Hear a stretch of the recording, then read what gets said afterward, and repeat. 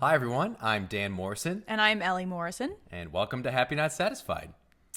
We have had quite a week. We have had quite a week. It's been very busy. Very eclectically busy, I would say, with marching band and cowboy zoo gala situation. Cowboy. Well, and it was, right? Yeah, no, and the School of Art, the gala The for the School of Art, the So, fundraising. we had Alice in Wonderland. We had South Texas. What was it? South Splendor. Texas Splendor. Texas Splendor. Texas Splendor. Central Texas Splendor. I No, think, really? it was just Texas Okay, Splendor. All right. We are in South Central Texas, but the That is theme true. of the fundraiser was Yes. Texas Splendor. And then, of course, many days of marching band. Many which days has of marching been band. Great. It's the end of the season.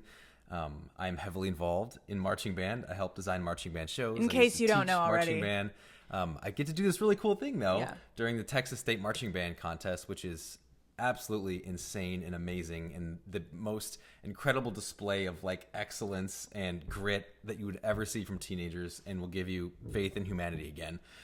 So my plug for that. But I get to interview students right after they perform on the field. So like this is this huge accomplishment. They're at the state marching contest. They perform, and then we grab them and we ask them questions and how they felt and what it means to them and their community. And they're so happy and everyone's crying. It's very also cool. the final performance of their whole season. So the most of emotions, them, yeah. emotions are running high. There's thousands of people in the audience. How many thousands of people would you say?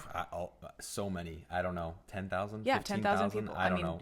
That is a complete guess. It's But it's at the Alamo Dome. A lot of people. And the whole side that the band's face is like every seat Full. is filled. Yeah. So it's very cool. Marching band's a big deal in Texas. It's a huge deal in Texas, but we've also had, so I would wrap that up to say, like packaged in a bow, it's been a very inspiring week. It has. With It has. many different facets. And Well, there was another marching band contest, though, too, at the yeah. end of the week. Right. That was also crazy. And I only bring that up because I was very proud because, so first of all, I used to teach at Ronald Reagan High School, and now I still help there, and they did very well, and they made finals, and it was really exciting and great. But there's another school that I work with who has never made the final round of this competition in school history. No band from their school district, Katy ISD, has ever made the finals of this marching band contest in school history.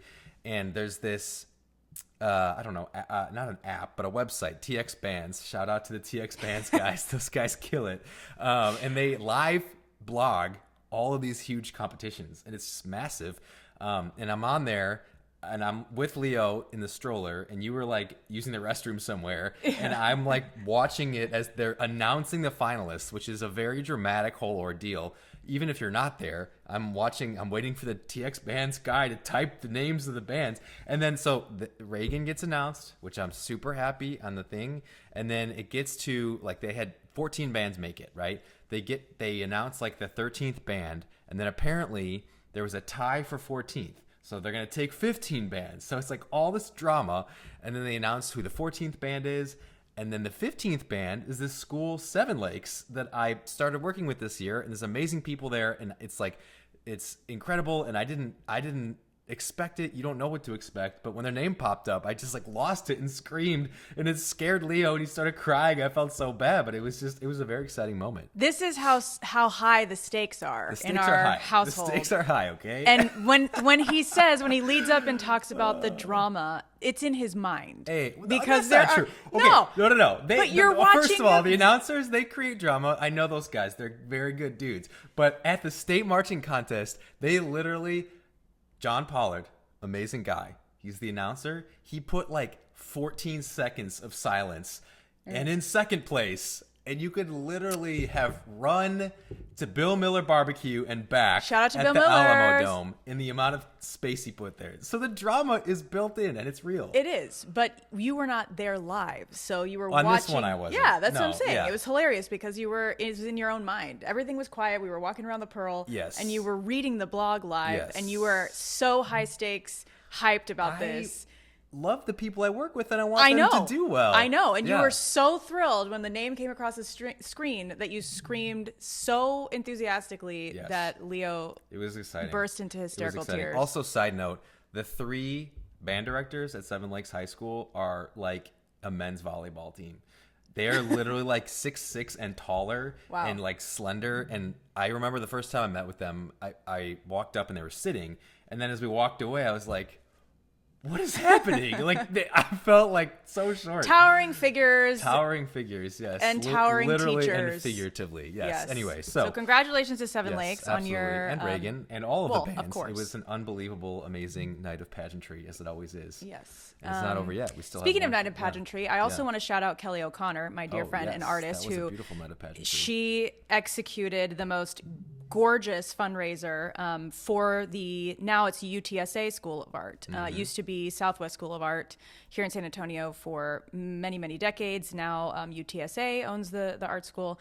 And it was a beautiful night of fundraising for the importance of art in the community and in our world. And Kelly's theme, I was very honored to be a part of her planning committee, which was a wonderful committee for many reasons, but one of them being it was fairly low stress. Kelly took the brunt of the work. Kelly planned everything, on this one. which is anybody is ever on a planning committee for anything at all, of any event size, you know that it can take up a lot of energy. So anyway, Kelly executed a beautiful event, and it was themed, what was it? The Garden of Live Flowers, but it was basically stepping into Wonderland. So she had an amazing night. So I just wanted to congratulate her as a friend and leader in the San Antonio art community.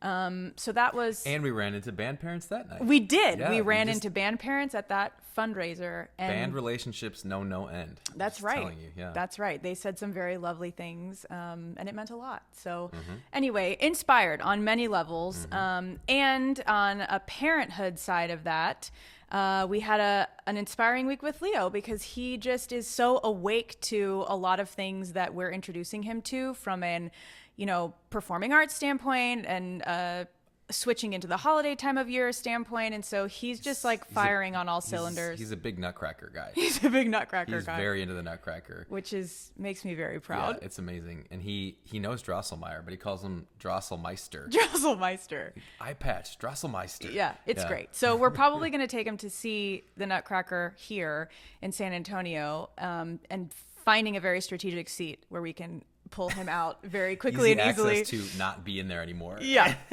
So anyway, on our list, we have to find tickets to the Nutcracker. We will do that. Support the arts. Life is art. Okay, we also went to the Zoo Ball. We did go to the Zoo Ball. Which, yes, that is a real thing. It was the fundraiser for the zoo, the San Antonio Zoo, which is an amazing organization. Plus they have the Zoo Train, which Leo loves. We love the Zoo Train.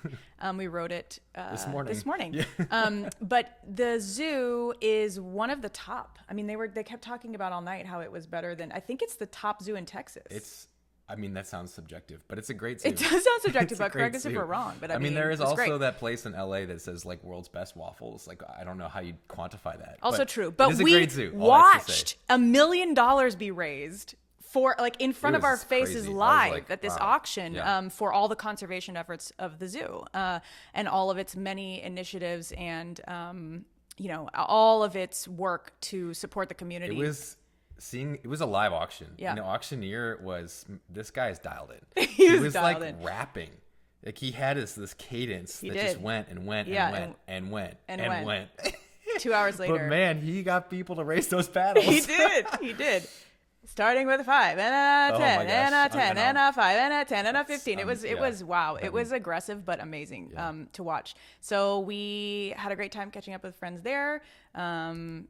And reconnecting with old friends. Yeah, absolutely. And so I think this is the perfect segue into what we're actually talking about, because I feel like we did a lot this week and we easily could have not. Yes. We could have backed out of things. We could have been like, oh, I'm tired, or I don't feel like it, or I should do this.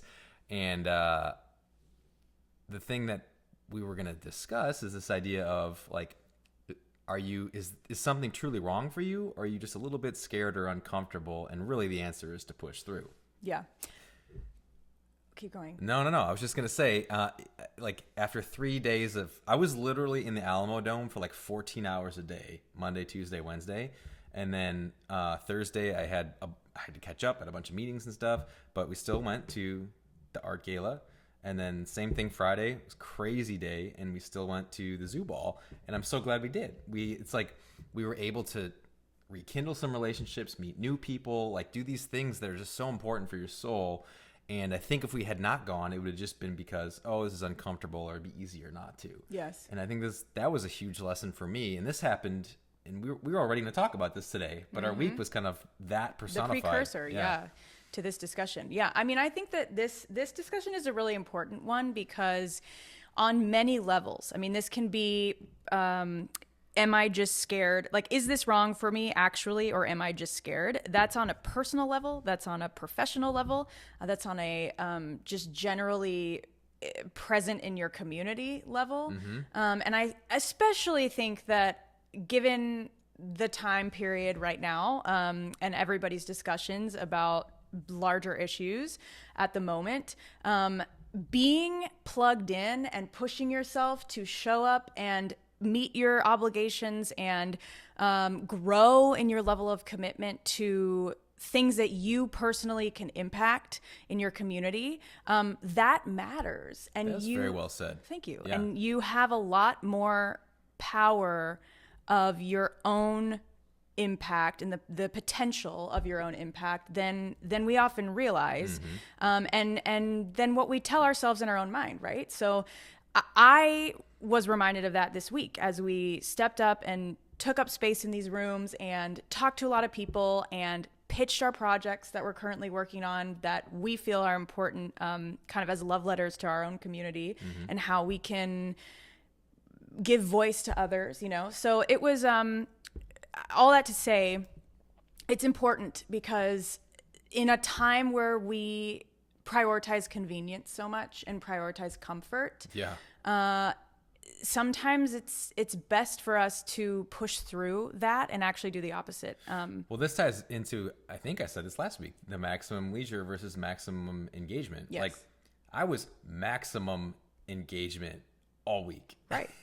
It was not leisure. Right. But looking back, feels good, you know? And when you were talking about like meeting your obligations, I think the times where you're sometimes most proud of yourself is when you meet obligations that you could have maybe kind of easily gotten out of, or just found a reason not to, or whatever, and then you end up doing it, and it's like, I feel proud of myself. Yeah. Like, and you probably had a good time, and you probably, you know, had great conversations. Something comes from that. Yes. Like, often the most unexpected places are where some of the most meaningful parts of your life can somehow present themselves, you know? And I think that over the past several years, that's really been, for me personally, an area of growth in maturity that I think happens as we age, right? But things I would have selected out of a few years ago, and now I'm okay to have a tougher conversation, right? I'm okay to accept an opportunity. Like, we've been talking about this professionally. There's been some opportunities or conversations that have come up in my own work, and I've thought to myself, oh, no, like, should I do this, or what are the pros and cons? And if I do this, there could be some annoyances that come with it. There could be, there not, you know? Right. There could be some challenging conversations that would have to come with this down the road and whatever. And former me would have just avoided them, you know? And I think now I'm really trying to push myself into opportunities where I know that it's not going to be comfortable all throughout the entire experience, but I am a little bit more confident in myself now to have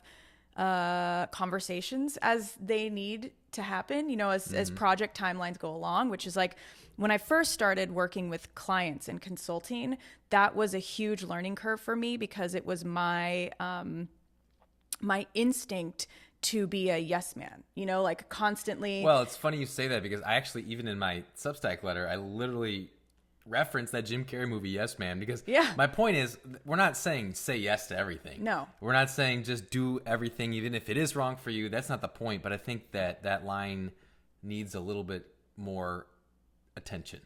The one that I just said? The line of, am I saying yes and I shouldn't, or am I saying no because it's just, I don't feel like it? Yeah. Well, I think that we have to really start to be honest with ourselves about what is, like, redefining wrong, you know, like, that's an interesting point, because that's how I've had to frame it in my mind. Yeah. Of when there are opportunities, or when I'm looking back at the past, for example, I'm looking back at past opportunities that were stressful or that didn't feel right or that felt out of alignment. The thing is, nothing's ever 100% right. And I remember being younger and in my former jobs and environments that were challenging or toxic or tough, and I felt like, this can't be right. I have to get out of this. You know, your survival instincts are like panicking because they're like, get me out of here. But then when I look back, I'm like, that really wasn't that bad, you know? But I think everything is relative to your experience in life. And I was watching the Martha Stewart documentary lately, which highly recommend if you haven't watched this. And I was thinking a lot about this topic because she pushed and persevered and grew things to a level that no woman had done before, but really most people had ever done or ever will do. And I was thinking a lot about, like, she must have felt uncomfortable so often, yet all the time. She pushed and pushed and pushed and pushed and pushed. Literally years of my life where I felt uncomfortable almost all of it, but it gets better the more you do it, and then you look back and you're so proud of yourself, you know? Personally, you know, there have been several chapters, I would say, like career-wise over the past 10, 15 years. And by chapters, I mean literally like a year, 2 years, or projects, where I felt something about it was out of alignment with what I knew my truth was. But I would say still, and I think most people would argue this, that it was worth it to do, you know, regardless. I think that's an important point, and that's something I really want to talk about, because a lot of times the people that have the mic, quote unquote, or have attention or have all these followers or whatever it might be, are people that have already figured it out.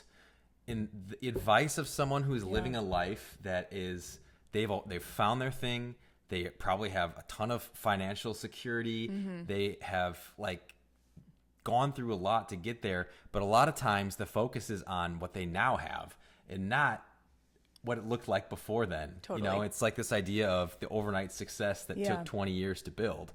You know, you don't hear about the beforehand stuff. You don't hear about all the times they said yes and they didn't know why, and it led to some opportunity. Right. Because I think you actually hear from some people that are very successful, it's like, you need to say no to more things, which maybe in some instances that is true, but I think that that's a little bit of a dangerous message, especially if you're younger, or especially if you're looking to pivot or do something bigger or different or new.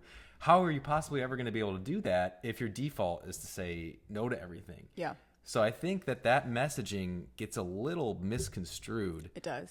Or maybe a lot misconstrued. Well, and there is another distinction that I do want to make here, because most of the things that I felt uncomfortable doing, well, it's literally every single thing I've ever done has felt uncomfortable. Well, like every single thing I've ever done. Would say that. It's people who succeed are the people that feel uncomfortable, feel scared, feel bad, and they do it anyway. Yeah. And they just keep doing it anyway. And, you know, anxious thoughts and all these things and spirals and da-da-da-da. That's all part of it. Like every single thing I've ever done in my career has come with all that.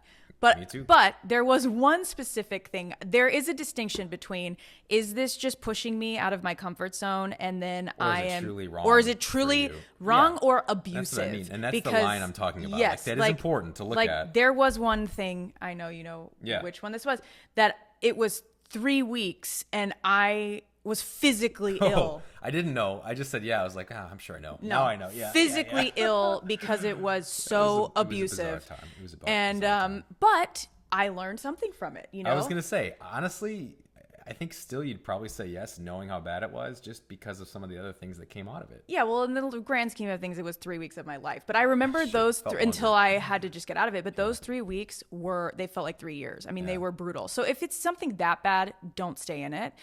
But I also think, like, you know, times when I start to get restless or when I start to get antsy in my current state and my project slate, it's such a weird pull, because I know it's because I'm ready to grow. Like, I'm ready to take on something. I'm ready to take on some sort of challenge. I'm ready for myself to be pushed because I want to level up, right?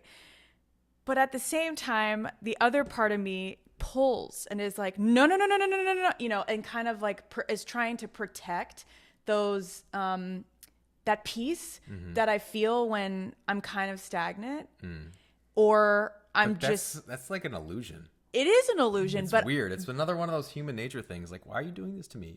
yeah, but it's something that I feel constantly. I know. And speaking of that, I wanted to, this was, And another thing. This was, okay, we've talked about already all the social events that we've attended this week, but I want to commend the friends that we were talking to. I was so pleased with our conversations at these events, particularly the first one, the art gala, because this this gray area, like people, when you see people at events, you know, typically it's like small talk. How's your this? How's your that? What's your job? What's your this? But we really got into it with several couples about, like, you know, these life topics of, I thought I made this decision and it was right for our family, but every single day I feel uncomfortable and sad about what I left behind. You know, that was right. really powerful. Yeah. Because this is kind of what we're talking about. It's like all these topics that you're writing about in the Substack and we're talking about constantly between the two of us is like, nothing is black or white. Nothing is. Well, and I think to your point in why that felt so good is that it's like the whole Instagram versus reality joke thing, right? Where it's so easy because of the way the world works and the algorithms and all of it on social media and kind of anywhere you look, you only see people showing the best. And this gets talked about all the time, right?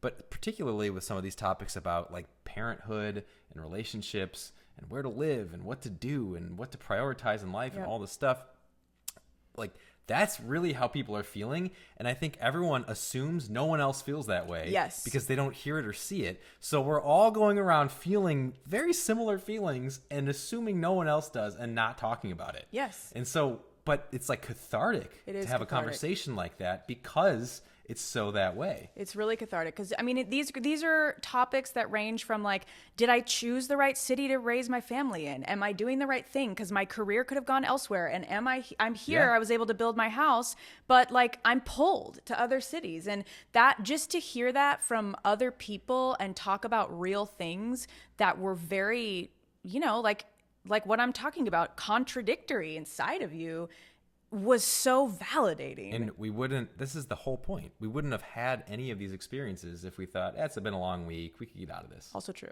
Right? Yeah, totally true. Yeah. Circling it all back to the original. Well, and yeah, I mean, I just went back and reread what I wrote, and like a big part of it was this leads to meaningful relationships.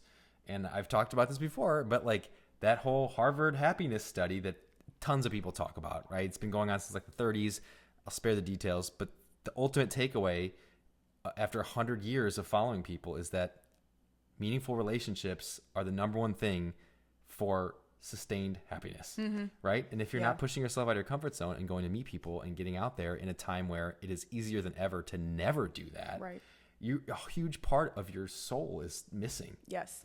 And I was also so inspired and encouraged by like all the different new types of folks from all different professions that we saw. It's particularly, you know, when it comes to San Antonio, right? I've grown up here. So for me to see all of these different creative, fashionable, like, you know, worldly people that are at these fundraising events to support really important organizations that impact our community. Plug for San Antonio. Yeah, I mean, absolutely. Always. We came back here for a reason. It's a great city. But I was just floored. I was like, I want to know that person. What about that person? What about that person? I mean, the people watching was like amazing. And they were people who worked in all different sectors, like civil, engineering or engagement. What is it? Literally government. You're killing it right now. Sorry. It's been a long week. That was really inspiring. Public affairs, public relations. Anyway, it was cool. Okay. It was great. And all these people must be thinking certain similar things. And just to see everybody in one room together, you realize like how actually not alone you are.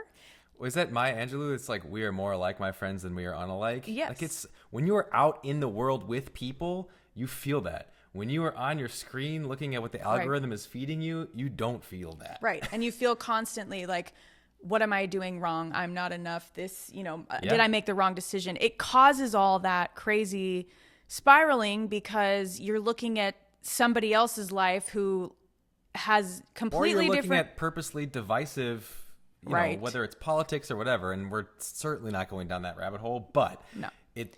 To say that it's divisive, I don't think is controversial. No, but I mean, you're looking at, like, for me, I'm looking at somebody whose life looks completely different than mine, like intentionally, right? But I'm still comparing. This person is in Milan. This person's in New York. This person's On in the whatever. internet, on you the mean? on the internet. Oh, right. Yeah, and so then being in a room, an Yeah. actual room with so many different types of people who do so many different things, that is, it just is like a.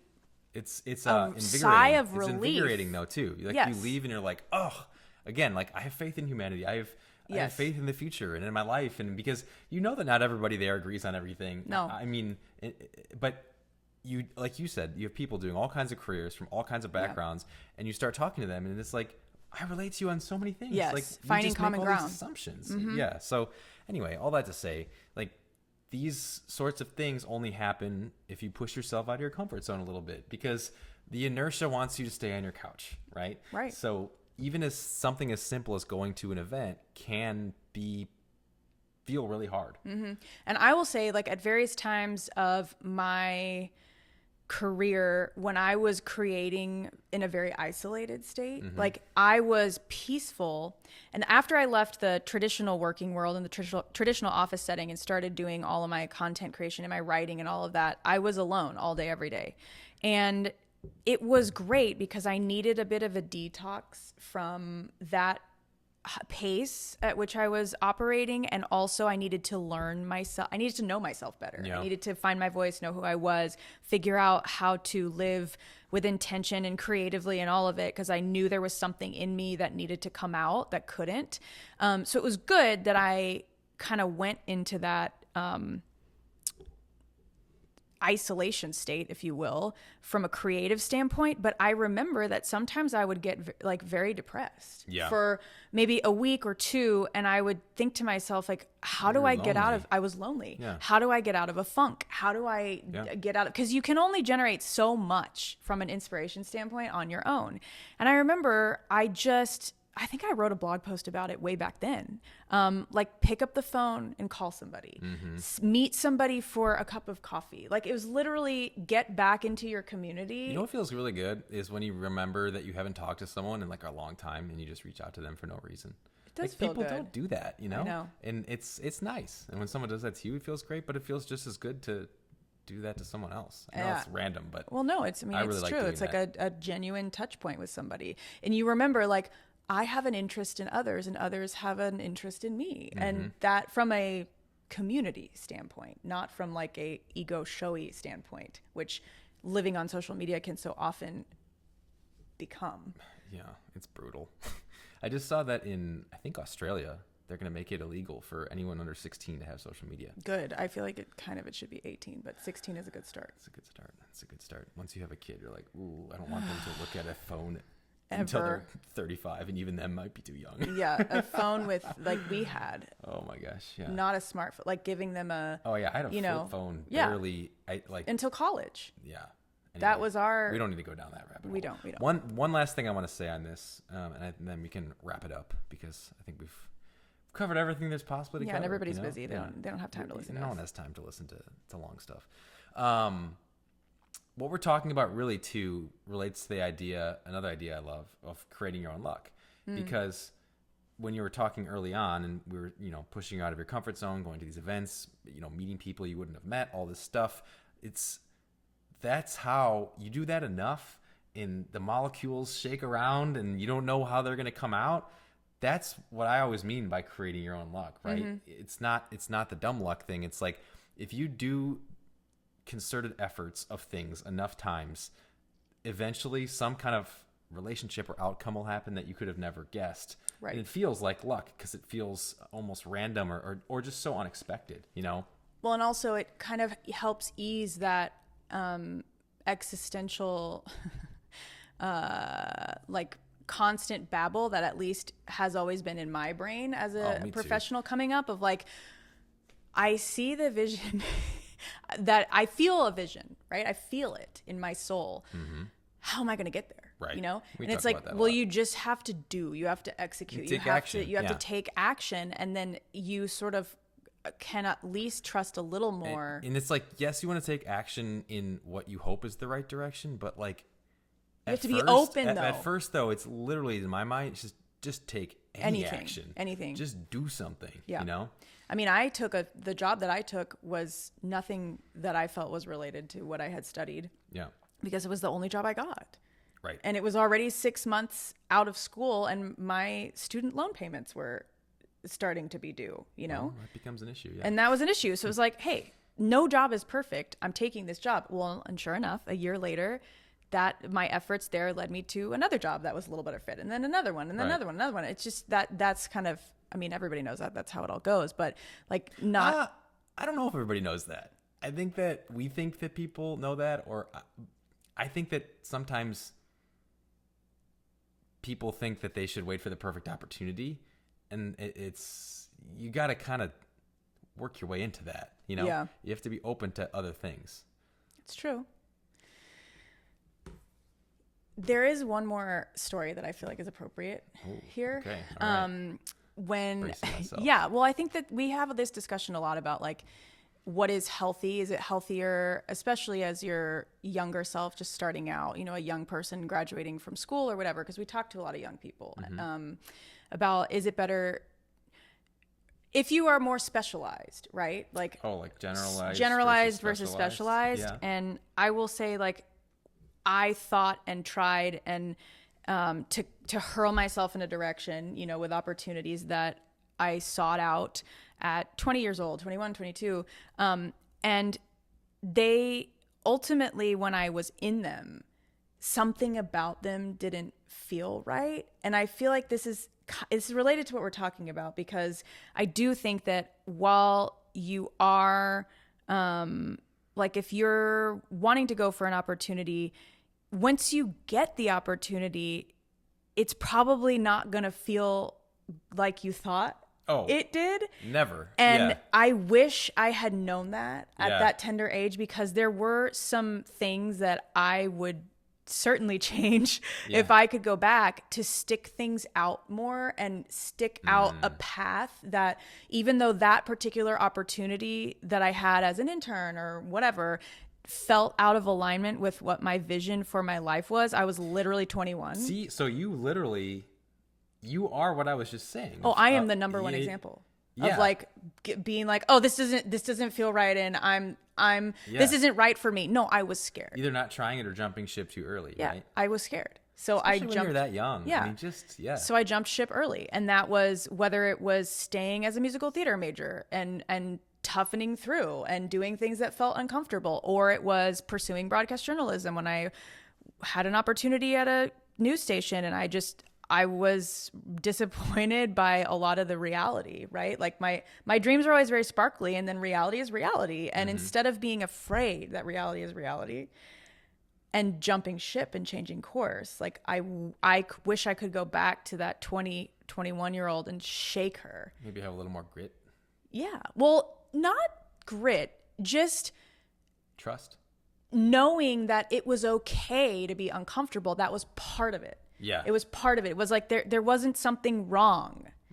You know, it was just that this is part of it. You have to just put the pedal to the metal, be really tough, and bust through, because it just takes time to chip away at that. I listen to a lot of podcasts, and this guy Scott Galloway, who I literally like quote him to Ellie every day. At least probably 5 times. But he's great. Yeah. But he talks a lot about how when hiring people, if you were a varsity, either high school or college athlete, like that skyrockets you up his list. And I'm saying that because I think that's probably because think about yourself at that age and what you would want to do, what your tendencies are, but you were so like disciplined and you had the vision that you're talking about to push through and be uncomfortable to the point where you're kind of like an elite athlete in your early 20s, when that's not what most people are doing. No. That kind of shows that.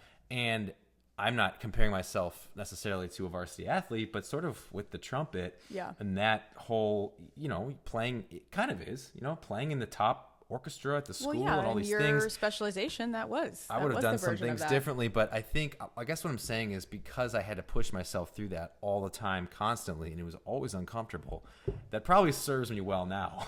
For sure. Yeah. I mean, and I've learned that from you, like how to push you. myself harder. Look at that.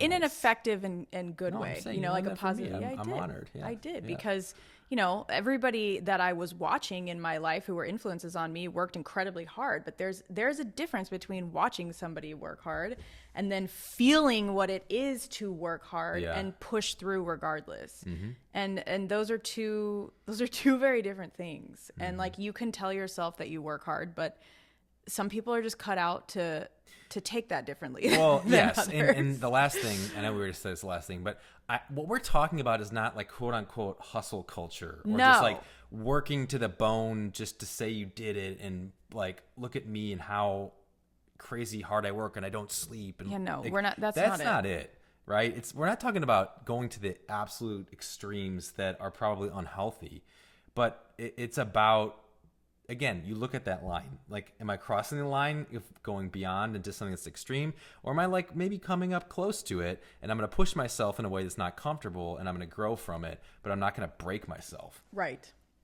That's an important distinction. It is. And it's tough. And you probably have to test those boundaries and figure it out for yourself a little bit because everyone is different. Right. You and I are incredibly different in how we approach wildly different. Everything. But opposites attract. And here we are. And we love each other very much. That's what they say.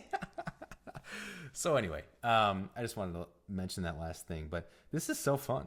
It's really fun. I'm really enjoying. I really like the taking it into our house thing. I mean, the studio is fabulous. It was great. But this is, it feels much more intimate. Like, well, it feels like us. Yes, it's nice. So I don't know if anyone else feels that way, but sorry if you hate it. We do. We like it, so we're gonna keep doing it. Yeah, welcome friends. We love inviting you to our table. I think let's keep these discussions rolling and please engage with us about this. Check out the Substack.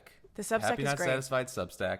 Yeah. You can, happy.notsatisfied Instagram, but really I'm feeling good juju with the Substack right now. It's great. And stuff's been going out weekly. I'm very proud of myself on that. You should be. So, well, thanks for checking it out, and we'll be back again soon.